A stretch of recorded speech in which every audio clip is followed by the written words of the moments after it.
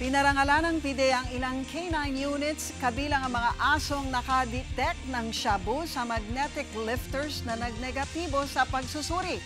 Muli ring iginiit ng ahensya na hindi nagkamali ang kanilang K9. Umaaksyon si Dindo Flora.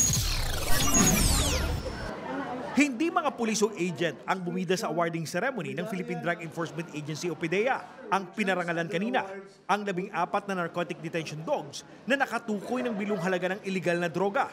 Kasama rito ang 2 Belgian Malinois na sina K9 Lala at Tala.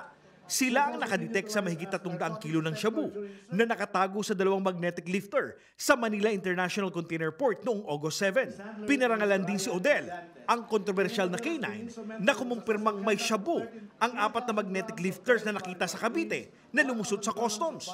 Yan ay kahit pa nagnegatibo ito sa swab testing ng PNP at PIDEA.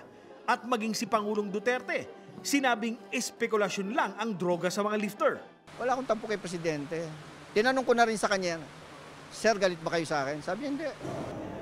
Nanindigan din si PIDEA Director General Aaron Aquino na hindi maaaring magkamali ang K9 na si Odel. Kitang-kita na nga natin na nailabas yung droga doon, pero negative pa rin ang result ng swabbing. Ang naging second option ko is to use my K9. Kaya makikita mo doon yung K9 nag-react and detected the presence of drugs. Kasabay nito, sasabak na sa training ang 100 bagong biling K9 units ng PIDEA. Kasama nilang magsasanay ang mga tauhan ng PIDEA. Tatagal ang K9 Basic Handlers Course ng 6 na buwan. Umaaksyon. Dindo Flora, News 5.